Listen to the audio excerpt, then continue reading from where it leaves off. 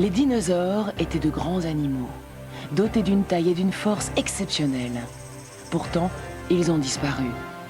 La fin de leur règne reste un mystère. Dans le hall d'entrée du musée d'histoire naturelle de New York se tient un impressionnant barosaure.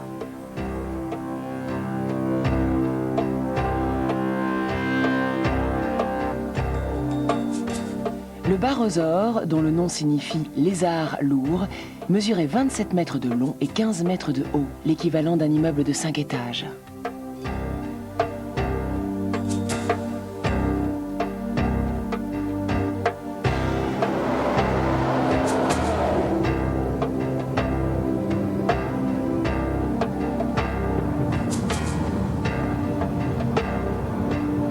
Cet énorme reptile herbivore vivait il y a 150 millions d'années à une époque appelée Jurassique. En ce temps-là, d'épaisses forêts d'arbres géants dont la cime pouvait s'élever jusqu'à 100 mètres couvraient la terre. Les barosaures vivaient dans cette forêt et se nourrissaient de feuilles. Les reptiles n'étaient pas seuls à dépendre des plantes pour leur survie. Toute la chaîne alimentaire partait des végétaux. Et lorsque le monde végétal se transforme, le monde animal est directement affecté.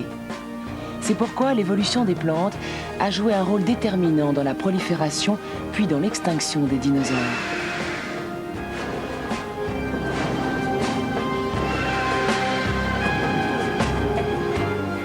Pourquoi les dinosaures ont-ils disparu après avoir régné sur le monde pendant 150 millions d'années ? Les chercheurs explorent une voie nouvelle qui découle de cette simple constatation. L'évolution des dinosaures en taille et en espèces de plus en plus différenciées se produisait alors que simultanément les plantes subissaient elles-mêmes de grands changements. Cette transformation du monde végétal semble être la clé du mystère qui entoure la grandeur et la décadence des dinosaures.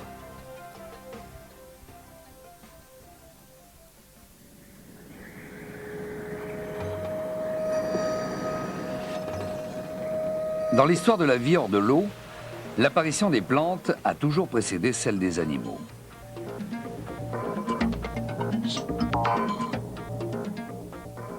Il y a environ 400 millions d'années, la végétation a commencé à apparaître sur les rivages de la mer originelle. À cette époque, la vie sur Terre n'était que végétale et aucune créature ne se mouvait sur le sol. Les plantes, au bord de l'eau, se sont mises à pousser. Elles ont grimpé jusqu'à 30 mètres pour former des forêts gigantesques.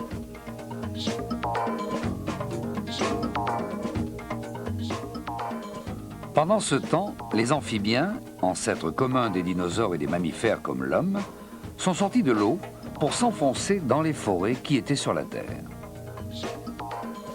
50 millions d'années seulement après avoir planté leurs premières racines dans la Terre, les plantes, de plus en plus luxuriantes, avaient créé le décor dans lequel allaient évoluer les premiers animaux.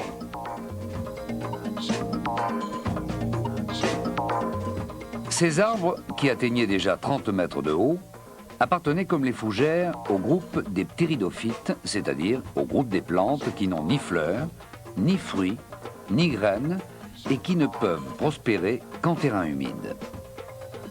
Les ptéridophytes, comme les fougères, se reproduisent grâce à des spores. Pour naître comme pour croître, ces arbres primitifs avaient un besoin vital d'être au bord de l'eau.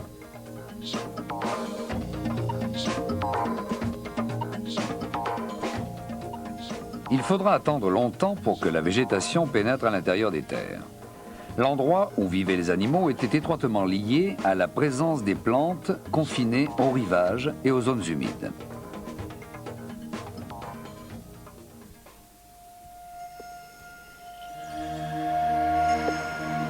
Cette région de l'Arizona, Badland, mauvaise terre, est une immense étendue de sable et de rochers.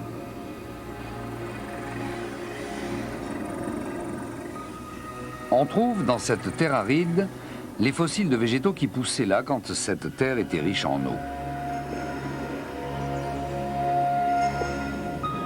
Un arbre géant de près de 20 mètres de long, avec un tronc large de 2 mètres, gît comme un témoignage oublié de ces temps révolus. À la différence des ptéridophytes, Cet immense arbre était généré par du pollen et des graines.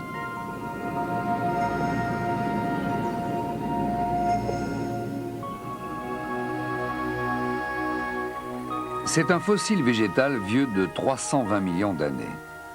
Sa graine circulaire est clairement visible. À la différence des spores, les graines peuvent survivre longtemps sur des terres arides. Elles attendent la pluie et se mettent à germer dès qu'elles sont touchées par la première goutte d'eau. Les plantes ont commencé à évoluer vers un type absolument nouveau, celui des gymnospermes, dont les descendants sont aujourd'hui les conifères et les gingos. Les gymnospermes ont créé un cycle de reproduction différent.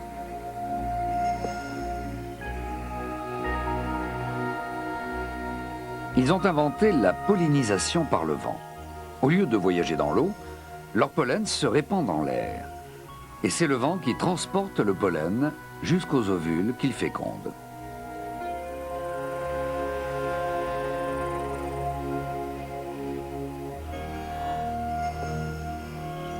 Les végétaux pouvaient désormais se reproduire sans l'intermédiaire de l'eau.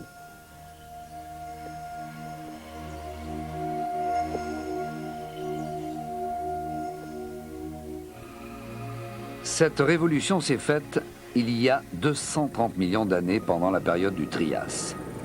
À la même époque, des grands mouvements terrestres ont modifié la carte des continents.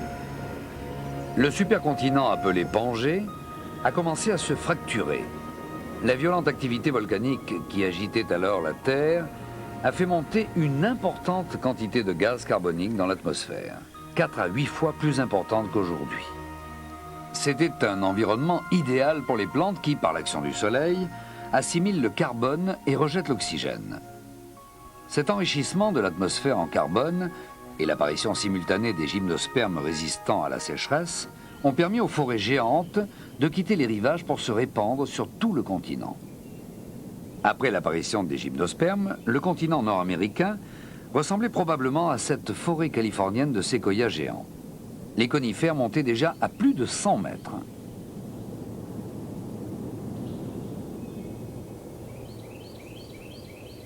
À mesure que la frondaison s'épaississait, les arbres se développaient vers le haut pour déployer de nouvelles feuilles destinées à capter la lumière solaire. La Terre, qui jusque-là était exposée à la lumière directe du soleil, s'est retrouvée grâce aux arbres recouverte de zones ombragées.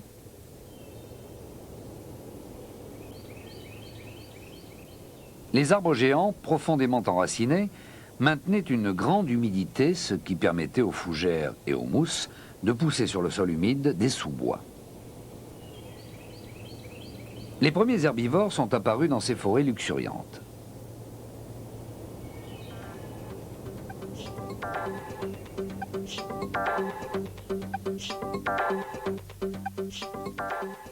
Les premiers reptiles ont ouvert la voie qui ont conduit aux lézards et aux crocodiles d'aujourd'hui.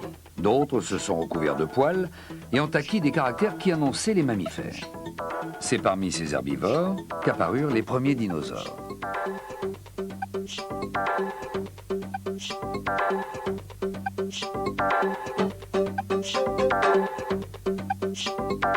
Cet Hétérodontosaurus vivait au Trias il y a 225 millions d'années.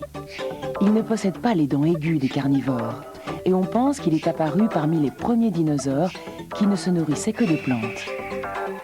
Mais contrairement à l'image la plus répandue des reptiles géants, cette créature ne mesurait que 80 cm de long et 40 cm de haut.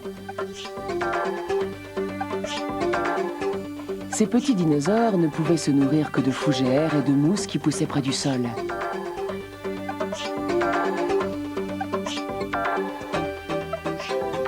Au-dessus d'eux prospéraient les feuillages denses et épais des arbres géants. C'était un vaste pâturage suspendu qu'aucune créature ne pouvait atteindre.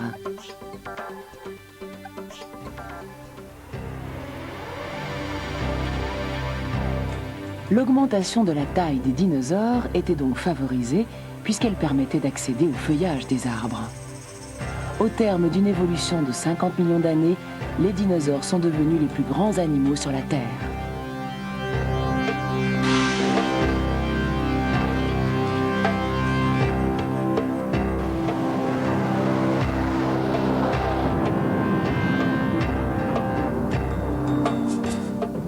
Le règne des dinosaures a donc commencé quand les forêts géantes recouvraient la Terre.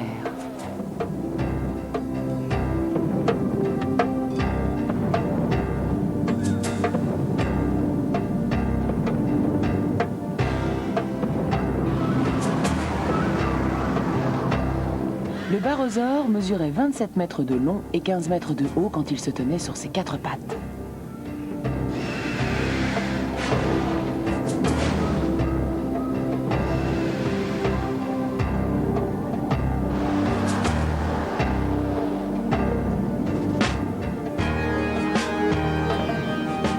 Mais on pense qu'il pouvait se dresser sur ses pattes arrière pour élever sa tête encore plus haut.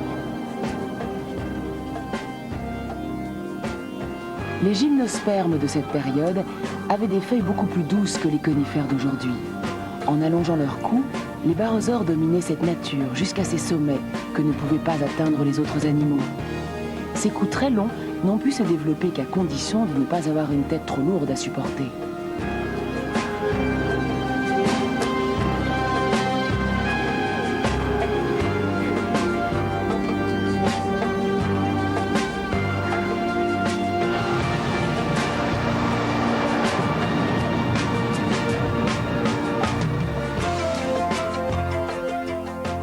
Les sauropodes géants avaient une dentition très rudimentaire. Ils disposaient de dents longues, en forme de peignes étroits, mais ne possédaient pas de molaires pour broyer la nourriture.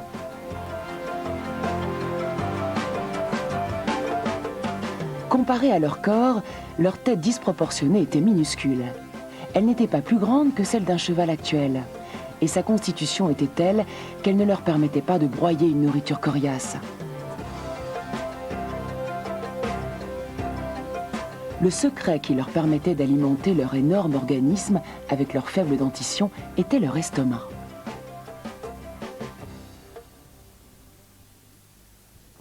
Les dinosaures végétariens de la période jurassique avalaient des pierres pour les aider à broyer les végétaux. Les sauropodes ne voulaient pas alourdir leur tête, bien entendu. Les dents auraient pesé très lourd. Si les sauropodes avaient dû mastiquer leur nourriture dans leur bouche, ils auraient eu un problème. Cela les aurait obligés à s'équiper d'une mâchoire munie de nombreuses dents, des dents pesantes. Et cela aurait provoqué un problème d'équilibre avec leur long cou. La solution qu'ils ont trouvée, c'était d'avaler des pierres qui tombaient sûrement dans un gésier, en tout cas dans l'estomac, où les pierres se cognant les unes contre les autres, les aidaient à broyer les végétaux.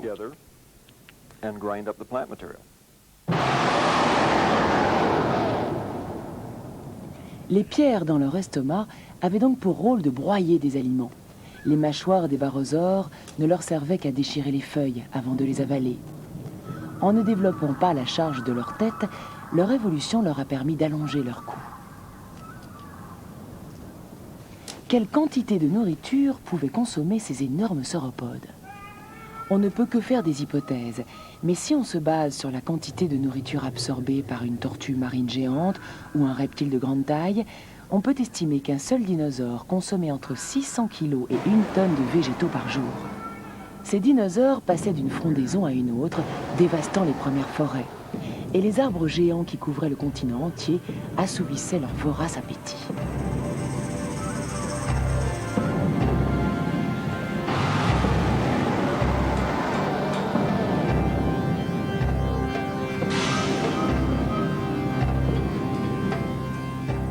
Vers la fin du Jurassique, le Seismosaurus, le Brontosaure, le Diplodocus, le Brachiosaure et plus de 10 variétés de sauropodes géants dominaient le continent nord-américain.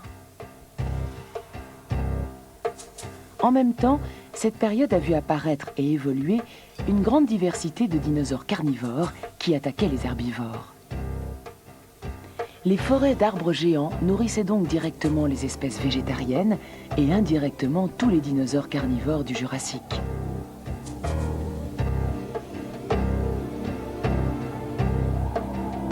Mais les dinosaures n'étaient pas les seuls animaux dont la vie dépendait de celle des plantes.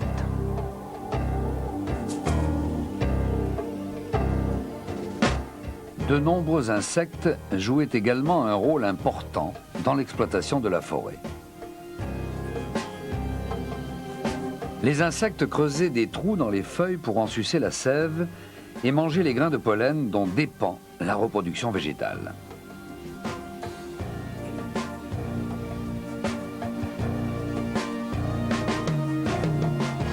Les plantes étaient dévorées par une multitude d'animaux végétariens. Les forêts d'arbres géants entretenaient tout l'écosystème jurassique, mais sans en tirer aucun avantage pour eux-mêmes.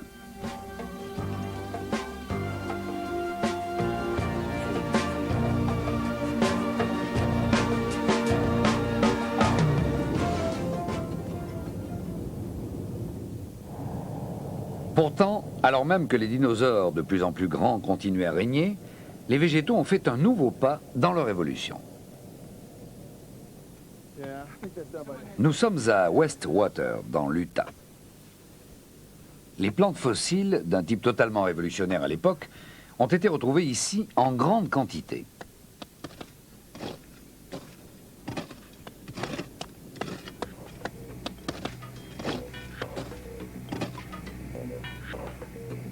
Ni ptéridophytes comme les fougères, ni gymnospermes comme les pins, la nouvelle forme a des feuilles ovales.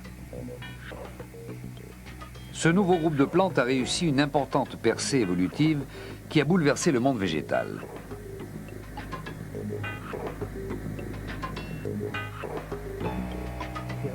Le docteur Peter Crane, biologiste au musée d'histoire naturelle de Chicago's Field, a voulu étudier cette révolution à partir de traces laissées sur les rochers. Les pierres sont lavées dans l'eau à plusieurs reprises. Elles sont ensuite graduellement dissoutes dans un acide léger qui sépare la roche du fossile végétal.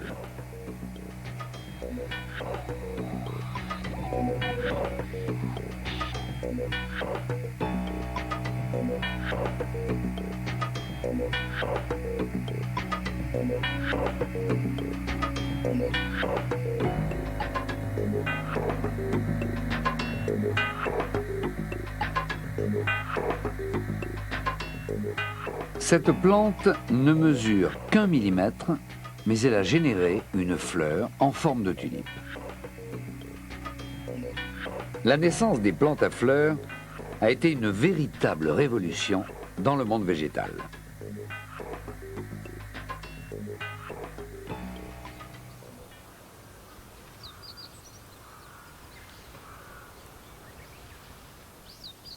Au début du printemps, au Japon, les magnolias fleurissent juste avant les cerisiers. La toute première fleur était sans doute l'ancêtre de ces magnolias.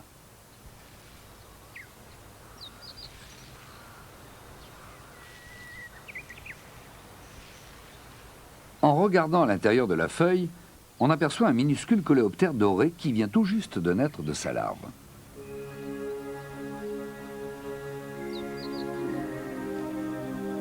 Le docteur Crane pense que l'ancêtre de ce coléoptère a été utilisé dans la reproduction des plantes à fleurs.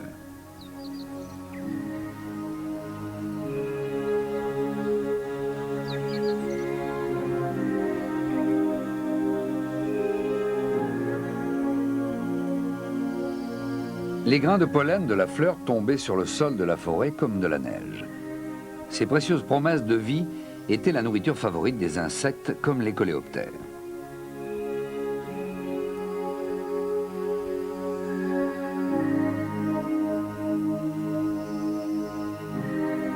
Un jour, probablement, un peu de pollen est resté sur les pattes d'un coléoptère qui venait juste de finir son repas.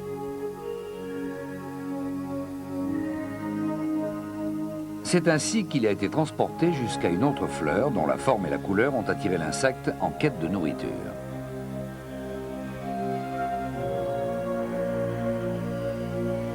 La création d'une vie végétale grâce à l'intervention d'un insecte fut le premier apport animal au monde des plantes.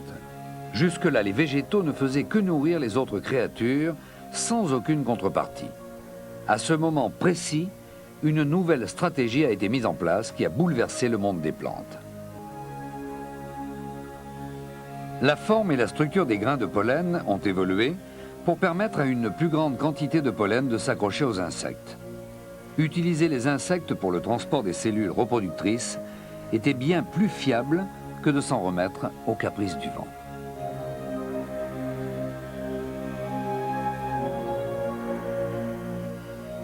Les plantes, dont la reproduction dépendait de la dispersion dans l'air de grandes quantités de pollen, ont commencé à donner des couleurs flamboyantes aux feuilles qui entouraient leurs étamines. Elles ont rivalisé d'inventions pour séduire les insectes. C'est de cette coquetterie vitale que sont nées les plantes à fleurs ou angiospermes.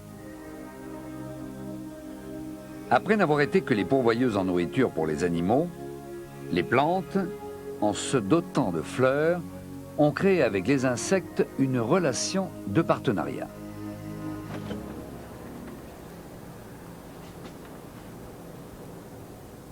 Les plantes à fleurs surgies de cette association s'assuraient un avantage sur les autres types de végétaux. Les angiospermes sont spectaculaires, mais surtout elles réussissent extrêmement bien. À quoi doivent-elles ce grand succès? Il y a plusieurs raisons à cela. La fleur, la transformation biologique de la reproduction, l'interaction avec le monde des insectes sont des raisons importantes de cette réussite. Mais une des raisons est tout simplement la vitesse de leur cycle de reproduction. Les angiospermes poussent plus vite, elles atteignent leur maturité plus rapidement.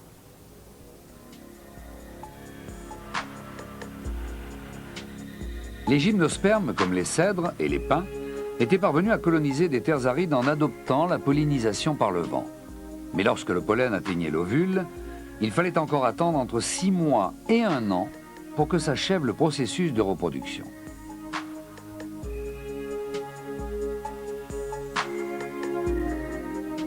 Les nouvelles plantes, sur lesquelles s'épanouissaient des fleurs, ont fait un progrès formidable dans ce domaine. Lorsque les grains de pollen atteignent le pistil, ils germent. Et on voit se développer les tubes polliniques. La fertilisation à laquelle nous assistons ici ne dure pas plus de 3 minutes après l'arrivée du pollen. Les plus lentes peuvent durer 24 heures.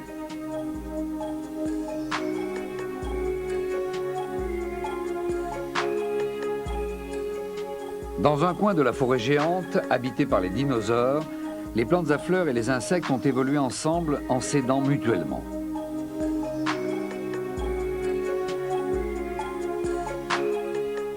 Bientôt, les plantes à fleurs se sont mises à produire du nectar, une récompense encore plus attirante que le pollen. Alors, de nouveaux insectes suceurs de nectar, comme les abeilles et les papillons, ont pu proliférer. Cette plante s'apparente au gingembre. Seul un certain type d'abeille, dont la langue est longue, est capable d'ouvrir ses pétales. Quand l'abeille pénètre dans la fleur, le pollen se colle à sa tête. C'est ainsi que le pollen voyagera vers d'autres fleurs. En retour, cette abeille est la seule à pouvoir profiter du nectar de cette plante qui reste impénétrable aux autres butineurs. Ainsi, s'établit une curieuse relation de service réciproque entre une plante à fleurs et une espèce d'insecte.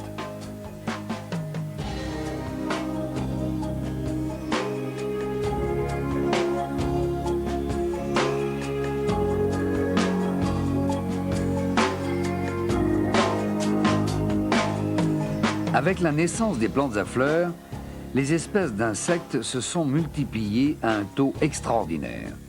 La même explosion s'est produite dans la diversification des espèces de plantes à fleurs qui ont rivalisé de créativité pour adopter les tailles et les formes les plus diverses dans le seul but d'attirer les insectes.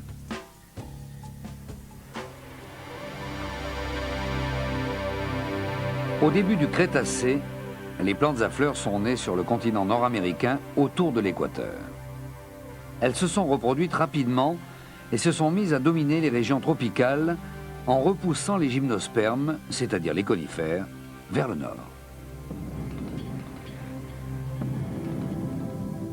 Les énormes dinosaures dépendaient des forêts de gymnospermes géants.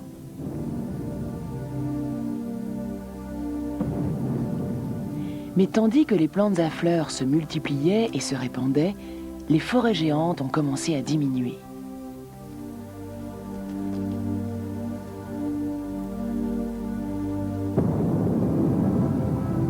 Les dinosaures étaient-ils capables de changer d'alimentation pour passer des gymnospermes aux angiospermes?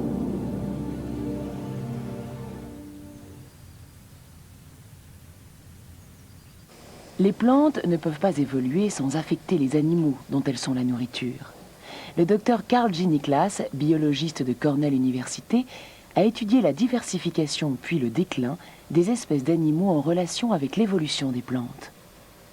Il a collectionné plus de 18 000 spécimens de végétaux fossiles ramassés dans toutes les régions du monde et couvrant la période qui va de la première apparition des plantes terrestres jusqu'à la fin de l'ère des dinosaures. Ces fossiles de plantes racontent l'aventure de leur arrivée sur Terre, de l'accroissement de leur taille et de leur expansion vers des terres arides. D'autres fossiles racontent l'histoire des animaux qui semblent évoluer sur la piste des plantes. Le docteur Niklas pense que les bouleversements majeurs dans la végétation pouvaient mettre en péril l'existence même des animaux. Les gymnospermes, par leur nature même, poussent plus lentement et prennent plus de temps pour se reproduire. Elles ont sûrement occupé des milieux écologiquement stables. C'est sûrement dans ces endroits que les dinosaures s'étaient également le mieux adaptés. Mais avec la transformation de la flore, les angiospermes avaient commencé à envahir les forêts et les prairies. Les dinosaures ont eu du mal à se procurer leur nourriture de base, qui disparaissait petit à petit. La transformation du monde végétal a certainement joué un rôle fondamental dans la disparition des dinosaures.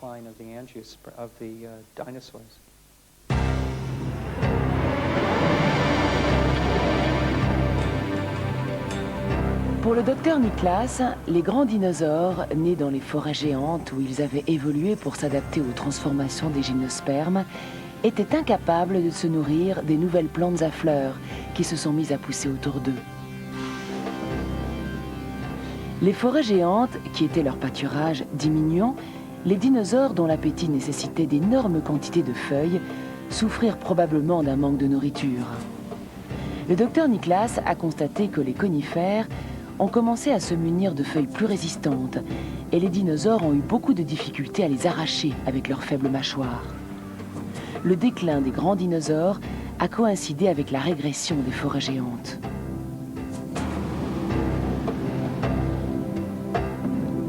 Le barosaure, qui régnait sur le continent nord-américain, a totalement disparu il y a 130 millions d'années.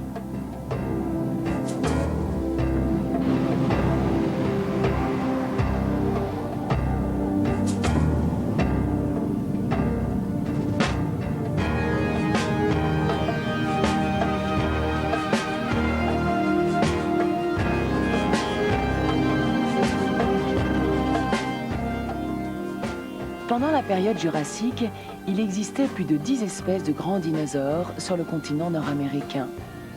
Mais au Crétacé, quand les plantes à fleurs ont commencé leur spectaculaire conquête du paysage, toutes les espèces, sauf une, avaient disparu. Le paradis des dinosaures géants du Jurassique était déjà un paradis perdu.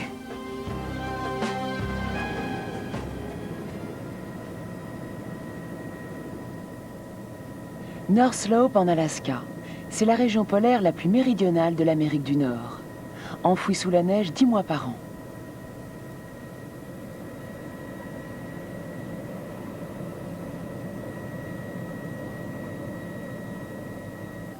Vers la fin de l'année, le docteur Ralph Itagart et son équipe de l'Université du Michigan sont arrivés à North Slope.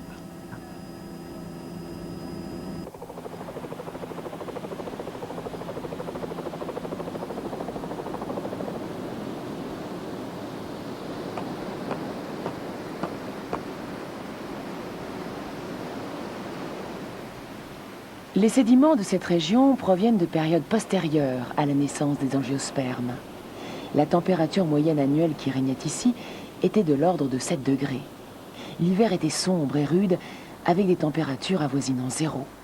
Dans cette région froide, on a retrouvé des quantités de dinosaures fossiles. Cette découverte a bouleversé l'idée répandue selon laquelle les dinosaures n'habitaient que des régions chaudes.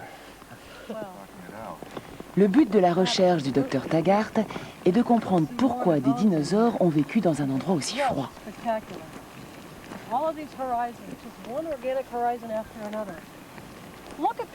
Regarde ça, c'est une autre vertèbre. C'est vraiment étonnant. Au cours de ce dernier voyage, ils ont découvert d'innombrables fossiles, des morceaux de pâte.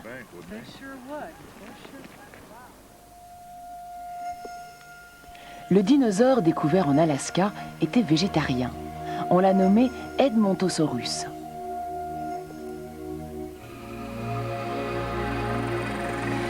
Des fossiles d'Edmontosaurus ont été découverts dans différents sites en Amérique du Nord. C'est un de ces hadrosaures apparus à peu près au milieu du Crétacé. C'était un nouveau type de dinosaure herbivore qui semblait appelé à remplacer les sauropodes de plus grande taille comme le barosaure. Avec un corps long de 13 mètres, il était beaucoup plus petit que le barosaure. Pourquoi ce troupeau d'Edmontosaurus a-t-il été découvert dans un endroit froid comme l'Alaska et non pas dans des régions plus chaudes? L'attention du docteur Taggart a été attirée par les plantes fossiles trouvées dans la même couche sédimentaire. Oh, regardez ça! Des aiguilles de conifères, éparpillées sur le rocher. Il n'y a pas de feuilles du tout, seulement les aiguilles. Non, aucune feuille large.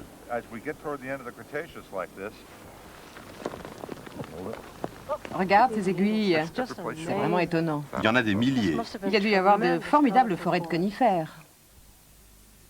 Plus de 90% des plantes fossiles découvertes dans ces sédiments étaient des conifères, comme le Metasequoia.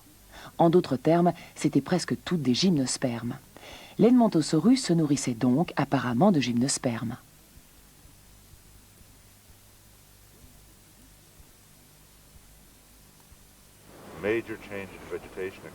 La végétation s'est transformée, mais si les dinosaures ont eu des problèmes, en ce qui concerne les edmontosaures, ces problèmes n'étaient certainement pas liés à la nourriture.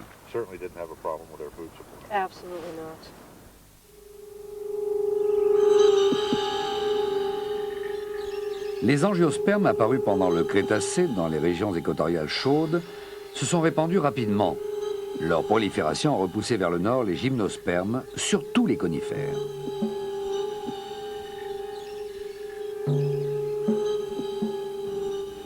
Selon le docteur Taggart, l'Edmontosaurus a renoncé au climat tempéré. Il a émigré vers le nord en quête de conifères.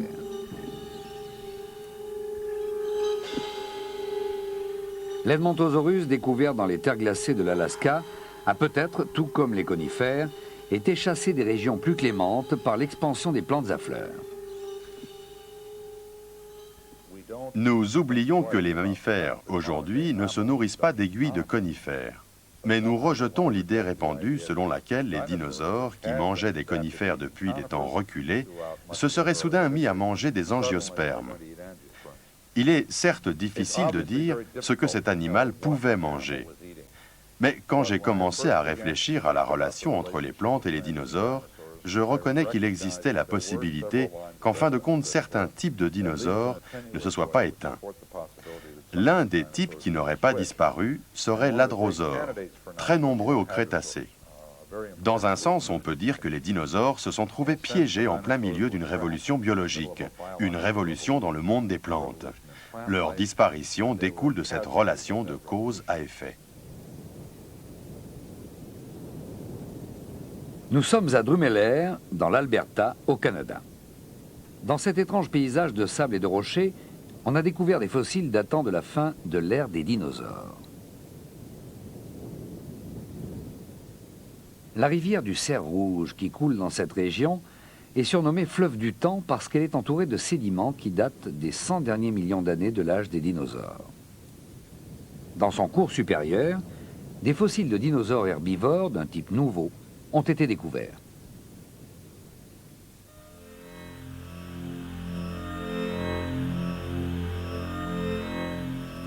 Ce dinosaure, appelé Tricératops, qui signifie à trois cornes, était l'un des cératopsiens ou dinosaures à cornes, l'espèce la plus nombreuse au Crétacé supérieur. Le Tricératops mesurait 9 mètres de long et à peu près 2 mètres de haut. Quand il baissait la tête, il ressemblait à un rhinocéros.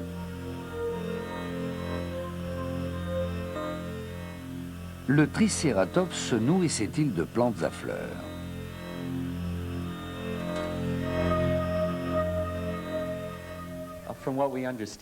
D'après ce que nous savons de ce groupe d'animaux, ils étaient relativement petits. Ils se déplaçaient en vastes troupeaux très semblables à notre bétail. Tout ce que nous voyons suggère qu'ils se nourrissaient de végétation au ras du sol. Vers la fin du Mésozoïque, durant la période du Crétacé, cette végétation devait être des angiospermes, des plantes à fleurs. Les cératopsiens mangeaient, mangeaient et mangeaient tout en se déplaçant sur leur territoire, épuisant toute la végétation au cours de leur déplacement.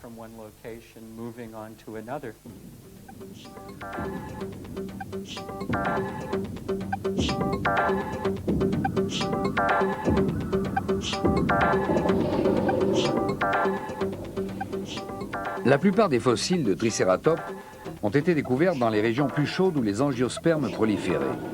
C'est pour cette raison que le tricératops a réussi à s'adapter aux angiospermes.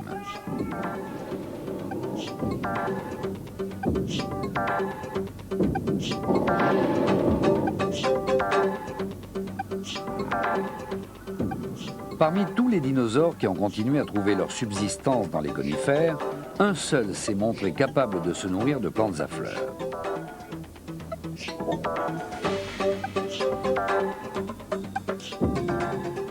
Pendant que les tricératops prospéraient, les angiospermes avaient commencé à attirer d'autres partenaires que les insectes.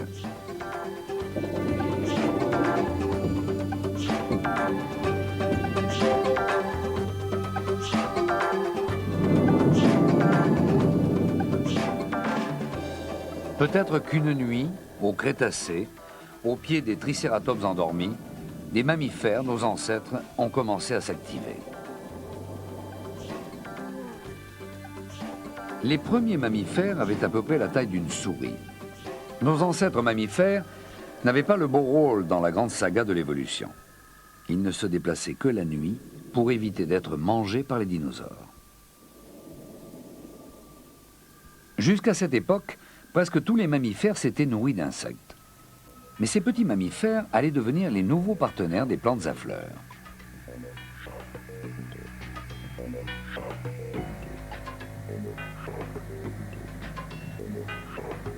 Le docteur Van Baren de l'Université de Chicago étudie les mammifères qui vivaient à l'époque des dinosaures.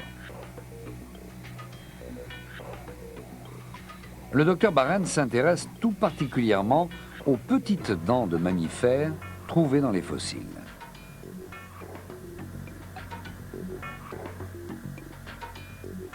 Voici des dents de mammifères du Trias qui se nourrissaient d'insectes. Des dents étroites, en forme d'ongles, plantées plutôt loin les unes des autres. Et voici des dents de mammifères de la fin du Crétacé. Les dents sont devenues plus courtes, elles poussent plus près les unes des autres.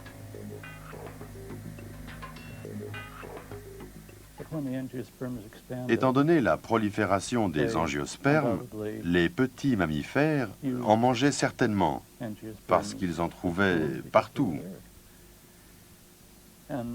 Et ils pouvaient ainsi disperser les fruits des angiospermes.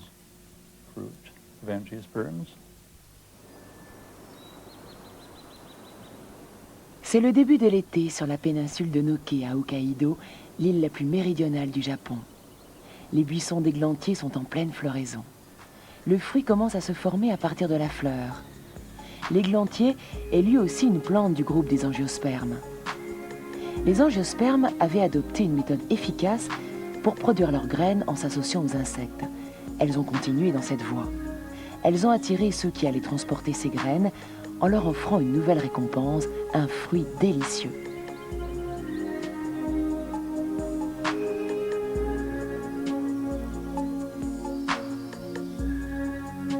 Les animaux qui ont mordu à ce fruit sucré sont les mammifères qui crachent les graines en mangeant le fruit ou bien les avalent et les rejettent plus tard dans leurs excréments.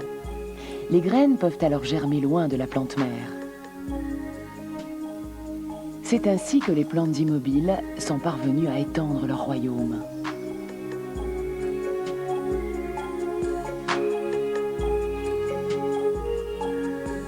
Le fruit était un excellent aliment pour les mammifères.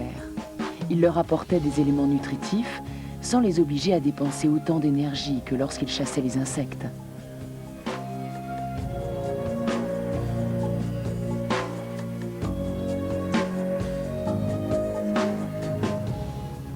Le docteur Yumoto, de l'université de Kobe, fait des recherches sur le terrain, surtout en Asie du Sud-Est et en Afrique. Il étudie l'interaction entre les plantes et les animaux. Le docteur Yumoto s'est particulièrement intéressé à la relation entre les plantes à fleurs et les mammifères dans les forêts tropicales humides. Voici un petit fruit qui semble avoir été créé pour de petits mammifères comme l'écureuil. Voilà des fruits plus gros, bien adaptés aux chimpanzés et aux autres espèces de singes. Les fruits offrent une grande variété de formes et de tailles. Il y a eu entre les plantes à fleurs et le mammifère des relations privilégiées avec le fruit comme moyen d'échange. Ce fruit géant de la taille d'un ballon de rugby était plus spécialement destiné aux éléphants. Alors, peut-on en déduire que les plantes à fleurs avaient aussi produit un fruit adapté aux dinosaures herbivores? Si les dinosaures avaient su vivre en symbiose avec les plantes, en répandant leurs graines et en contribuant à leur cycle de reproduction, les plantes auraient certainement fait un effort d'adaptation pour produire des fruits plus gros, afin que leurs graines soient plus efficacement dispersées par les dinosaures. Mais rien n'indique qu'il y ait eu une relation de ce type entre le monde des dinosaures et le monde des plantes. Tandis que les angiospermes établissaient des relations intimes avec les mammifères ou le monde des insectes, d'où l'apparition du pollen, il est fort probable que les dinosaures se soient mis hors jeu et qu'ils aient perdu pied dans le système écologique.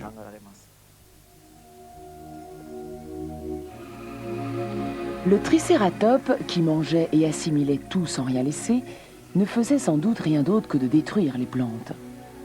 Pendant ce temps, les mammifères établissaient avec elles une étroite relation symbiotique dont les deux partenaires tiraient bénéfice. Le fleuve du temps raconte le destin du tricératops, qui ne pouvait continuer à piller les plantes sans lui donner aucune contrepartie.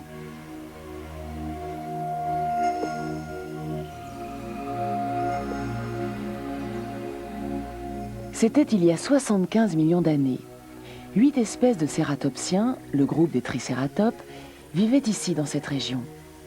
Mais 10 millions d'années plus tard, il ne restait plus que 2 espèces.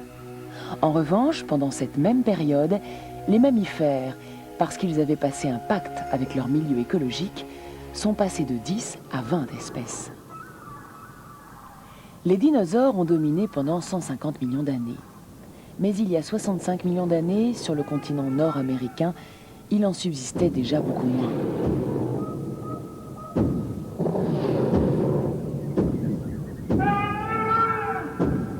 À la même époque, une catastrophe cosmique leur a peut-être porté le coup fatal. Un énorme astéroïde d'une taille d'au moins 10 km de large se serait écrasé sur la Terre il y a de cela 65 millions d'années.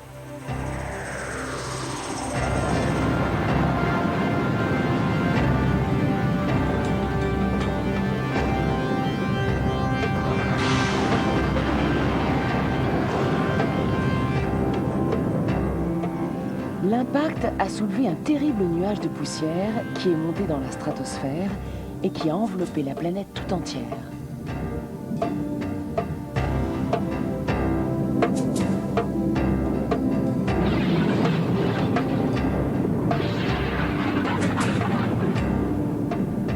La collision entre la Terre et l'astéroïde avait plongé notre monde dans une interminable nuit d'hiver.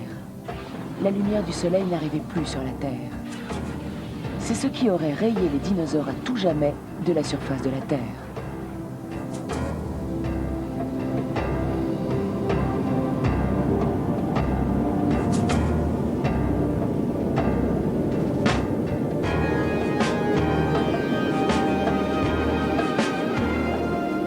Nos ancêtres mammifères, qui étaient petits, ont réussi à traverser cette ère de ténèbres.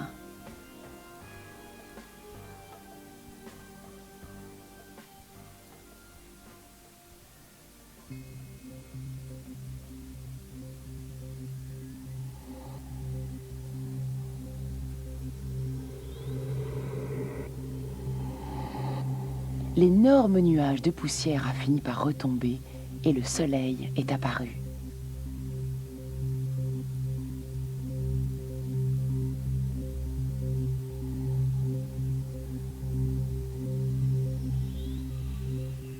Les mammifères avaient survécu. C'est un constat. Alors que les dinosaures avaient tous disparu, nos ancêtres mammifères qui avaient fait alliance avec les plantes à fleurs ont survécu. De ce fait, ils étaient toujours là quand la Terre est entrée dans un nouvel âge.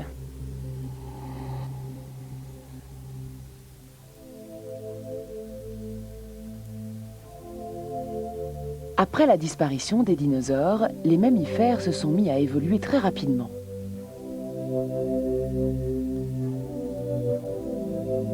Les plantes à fleurs se sont mises à produire des fruits d'une grande diversité. Et dans le même temps, les ancêtres des premiers singes apparurent. Les primates qui conduiraient à l'homme étaient nés. La naissance de l'homme remonte au contrat passé avec les plantes à fleurs au temps des dinosaures.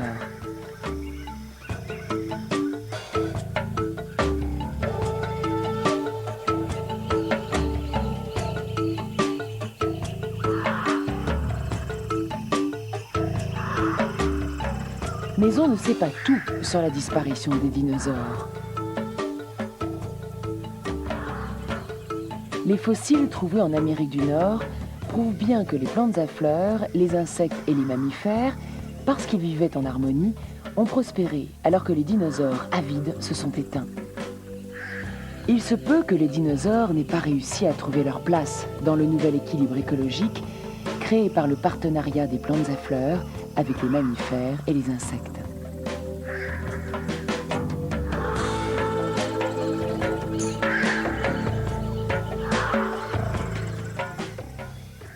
Les plantes sont absolument essentielles à la survie des animaux. Tous les animaux, directement ou indirectement, se nourrissent de plantes. Ainsi donc, les plantes sont la fondation même de la chaîne alimentaire. D'autre part, les plantes recyclent l'atmosphère par un processus biochimique. Elles assimilent le gaz carbonique et rejettent l'oxygène que les animaux respirent. Sans les plantes, la vie sur Terre telle que nous la connaissons n'existerait pas.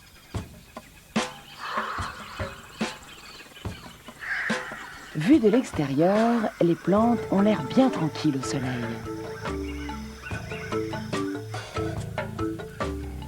Mais à l'intérieur, leurs cellules sont en pleine activité. En utilisant la lumière du soleil, elles produisent par photosynthèse la base de notre nourriture. Ce système remarquable, que même les technologies les plus avancées ne parviennent pas à reproduire, permet à tous les animaux de vivre depuis 400 millions d'années.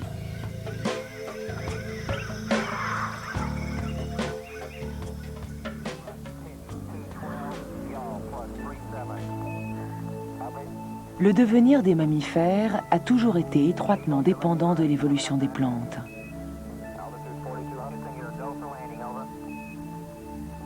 Notre planète a vu disparaître les dinosaures parce que ces derniers n'ont pas su préserver leur environnement.